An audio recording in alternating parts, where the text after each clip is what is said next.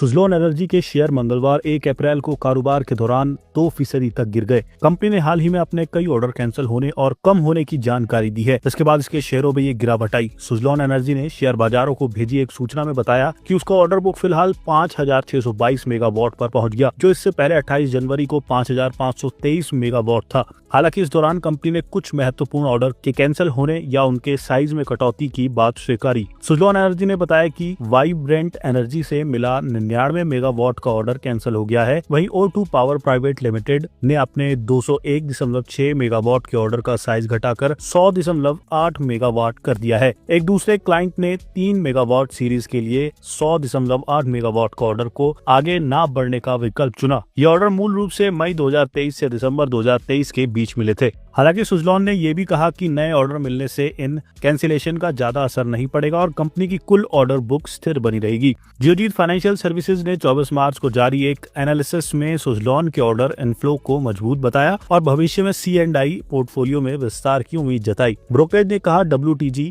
Delivery मजबूत बनी हुई है, लेकिन सबमिशन में देरी और भूमि से जुड़ी समस्याएं आने के चलते इंस्टॉलेशन की गति धीमी है। FY25 के पहले 9 महीनों के लिए इंस्टॉलेशन टू डिलीवरी अनुपात 0.25 गुना है, जो सुस्त इंस्टॉलेशन को दिखा है। इसलिए हमने वित्त वर्ष 2026 और 2027 के लिए अनुमानित रेवेन्यू ग्रोथ को क्रमांश 10% और 21% घटा दिया है। हालांकि इन चुनौतियों के बावजूद जियोजीत को कंपनी के EBI TDA मार्जिन में 70 बेसिस पॉइंट का सुधार होने की संभावना है। ब्रोकरेज ने कहा कि सुज़लोन के शुद्ध मुनाफे में FY25 से FY27 के दौरान 30% CAGR की बढ़ोतरी का अनुमान लग रहा है। उसने सुज़लोन के शेयर के लिए 71 रुपए का टारगेट प्राइस तय किया है। निकट अवधि की चुनौतियों के बावजूद मोतीलाल ओसवाल लंबी अवधि में कंपनी के प्रदर्शन को लेकर पॉजिटिव बना हुआ है। ब्रोकरेज ने शेयर को 70 रुपए के टारगेट प्राइस के साथ खरीदने की सलाह दी है, जो मौजूदा स्तर से इसमें 21.5% तेजी की संभावना दिखाता है। नीति आयोग ने मार्च 2024 में एक प्रस्ताव रखा, जिसमें विंड टरबाइन के प्रमुख घटकों को भारत में निर्मित करने की शर्तें जोड़ी गई हैं। अगर ये नीति लागू होती है तो इससे सुज़लोन एनर्जी जैसी भारतीय कंपनियों को खास तौर से फायदा होगा। भारत का लक्ष्य 2030 तक विंड एनर्जी क्षमता को 100 गीगावाट तक ले जाना है, जो दिसंबर 2024 में 48 गीगावाट थी। मोतीलाल ओसवाल का मानना है कि सुज़लोन अपनी EPC और O&M सेवाओं के जरिए इसका पूरा लाभ उठा सकता है।